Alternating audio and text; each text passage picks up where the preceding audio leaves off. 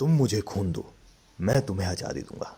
जय हिंद जैसे नारों से आज़ादी की लड़ाई को नई ऊर्जा देने वाले नेताजी सुभाष चंद्र बोस की आज 125वीं जयंती है। नेताजी सुभाष चंद्र बोस भारत के उन महान स्वतंत्रता सेनानियों में शामिल हैं जिनसे आज के दौर का युवा वर्ग प्रेरणा लेता है। सरकार ने नेताजी के जन्मदिन को पराक्रम दिवस के तौर पर मनाने की घोषणा की है। नेताजी सुभाष चंद्र बोस का जन्म 23 जनवरी 1897 को ओडिशा बंगाल डिवीजन के कटक में हुआ था। बोस के पिता का नाम जानकीनाथ बोस और मां का नाम प्रभावती था। जानकीनाथ बोस कटक शहर के मशहूर वकील थे। प्रभावती और जानकीनाथ बोस की कुल मिलकर 14 संतानें थीं, जिसमें 6 बेटियां और 8 बेटे थे। सुभाष चंद्र बोस उनकी 9वीं संतान और 5वें बेटे थे। नेताजी की प्रारंभिक पढ़ाई कटक के रेवेन्सॉ कॉलेजिएट स्कूल से हुई। इसके बाद उनकी शिक्षा कोलकाता के प्रेसिडेंसी कॉलेज और स्कॉटिश चर्च कॉलेज से हुई। इसके बाद भारतीय प्रशासनिक सेवा मतलब इंडियन सिविल सर्विस की तैयारी के लिए उनके माता पिता ने बोस को इंग्लैंड के कैम्ब्रिज विश्वविद्यालय भेज दिया। 1920 में उन्होंने इंग्लैंड में सिविल सर्विस परीक्षा पास की, लेकिन भारतीय स्वतंत्रता संघर्ष में हिस्सा लेने के लिए उन्होंने जॉब छोड़ दी थी। सिविल सर्विस छोड़ने के बाद वह देश को अंग्रेजों के चंगुल से आज़ाद कराने के लिए भारतीय राष्ट्रीय कांग्रेस के साथ जुड़ गए। जलियांवाला बाग हत्याकांड की घटना से वो काफ़ी विचलित थे।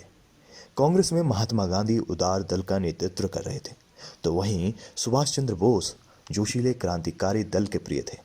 इसलिए नेताजी गांधी जी के विचार से सहमत नहीं थे। हालांकि दोनों का मकसद सिर्फ और सिर्फ एक था कि भारत को आज़ाद कराया जाए।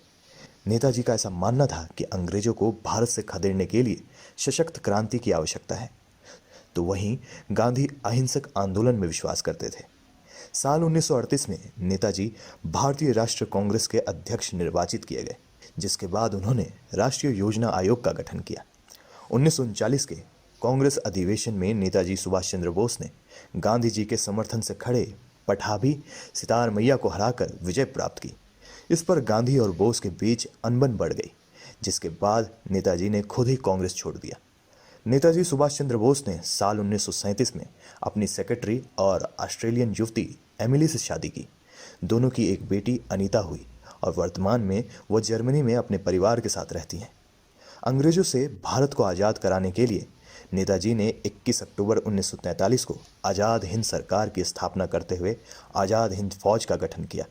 इसके बाद सुभाष चंद्र बोस अपनी फौज के साथ 4 जुलाई 1939 को बर्मा पहुंचे, जहां उन्होंने नारा दिया, तुम मुझे खून दो, मैं तुम्हें आज़ादी दूंगा।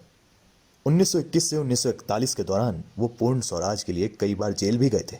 उनका मानना था कि अहिंसा के जरिए स्वतंत्रता नहीं पाई जा सकती। दूसरे विश्व युद्ध के दौरान उन्होंने सोवियत संघ, नाजी जर्मनी, जापान जैसे देशों की यात्रा की और ब्रिटिश सरकार के खिलाफ सहयोग मांगा। उन्होंने Azad Hind radio station Germany में शुरू किया और पूर्वी एशिया में भारतीय राष्ट्रीय आंदोलन का नेतृत्व किया। सुभाष चंद्र बोस मानते थे कि भागवत गीता उनके लिए प्रेरणा का मुख्य जरिया थी।